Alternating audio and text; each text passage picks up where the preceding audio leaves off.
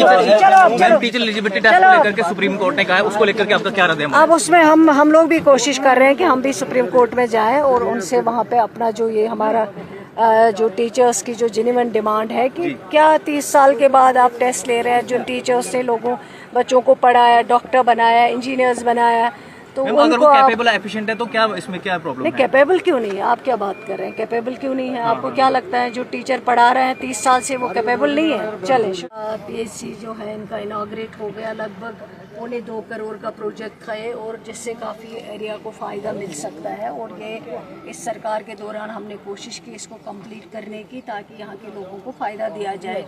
और बाकी जो फैसिलिटीज़ हैं, हेल्थ फैसिलिटीज़, वो हम कोशिश कर रहे हैं कि हॉस्पिटलों में इक्विपमेंट्स लगे। डॉक्टर्स तो ऑलरेडी इनके पास है, लेकिन जो कमियां हैं वो कमियां भी आगे इंशाल्लाह देखी जाएंगे, उनको ठीक किया। कोशिश ये है कि चाहे वो हेल्थ सेक्टर हो, चाहे वो कोई और सेक्टर हो, ऑनरेबल चीफ मिनिस्टर साहब की कोशिश है कि बेहतर से बेहतर लोगों को यहाँ पे हर चीज़ जो है डोर स्टेप्स पे मिले।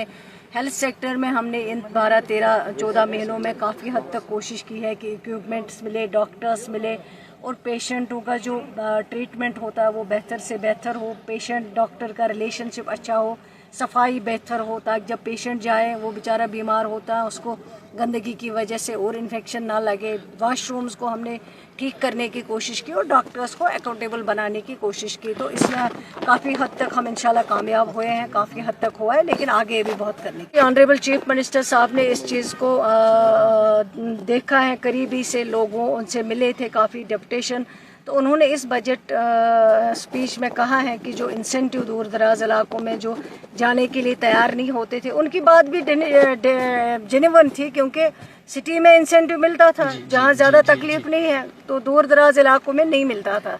तो अब ये चीफ मिनिस्टर साहब ने असेंबली में कर दिया है, अब दूर दराज इलाकों में जो जाएंगे डॉक्टर्स हमारे, उनको वहाँ पे इंसेंटिव दिया जाए। कि ऐसा नहीं है, ये इम्प्रेशन जो है ये गलत दिया जा रहा है। डॉक्टर्स होते हैं, सीनियर कंसल्टेंट्स होते हैं, वहाँ पे इंटर्नशिप वाले भी होते हैं, उनको इंटर्नशिप करनी हो, एक सेकेंड, उनको इंटर्नशिप करनी होती है।